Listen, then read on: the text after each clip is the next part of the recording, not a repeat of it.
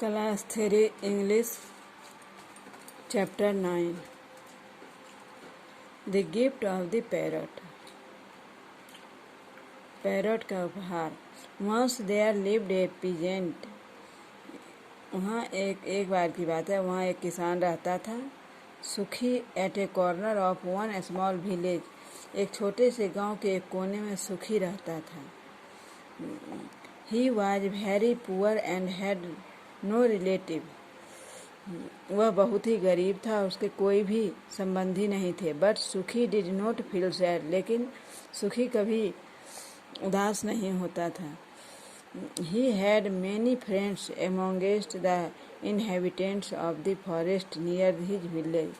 नज़दीक के जंगलों गांव के निकट एक जंगल था, उसमें बहुत से निवासी रहते थे जो उनके बीच सुखी को मित्रता थी। एमोंगेस्ट एनिमल्स एंड बर्ड्स, जैसे जानवरों से पक्षियों से उसे मित्रता थी। सुखी new the language of the animals. सुखी जानवरों की भाषा को जानते थे। एंड बर्ड्स क्वाइट वेल, जानवरों की पक्षियों की ये सब की भाषा को समझते थे। If he met someone from the forest inhabitants, अगर वह कोई उसे जंगल में मिलता था, जंगल के निवासी जब मिलता था, ही टॉक्ड टू इट, तो उससे वह बातें करता था। Also birds having caught sight of सुखी।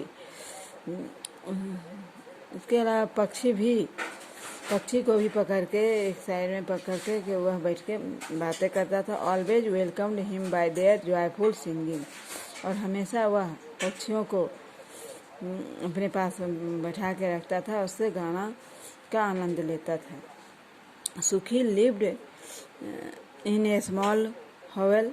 सुखी एक छोटे से झोपड़ी में रहता था।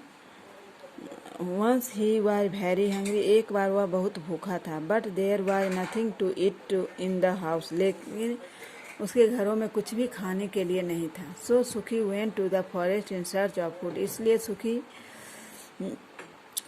भोजन की तलाश में जंगल गया। For quite some time he was wandering here and there. वह शांतिपूर्वक कुछ समय तक इधर उधर भोजन की तलाश में भटकते रहा।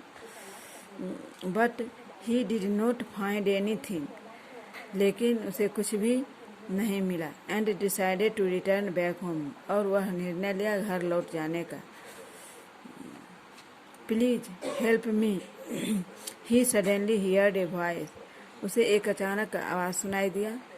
उसे कोई सहायता, मेरी सहायता करो, ऐसा करके कोई उसे पुकार रहा था। सुखी टर्न बैक। सुखी पीछे मुड़ा। And saw an injured parrot. उसने एक घायल तोता को देखा। आज इतना ही। फिर अगले क्लास में इस इंग्लिश टू इंग्लिश वर्ड को याद कर लें।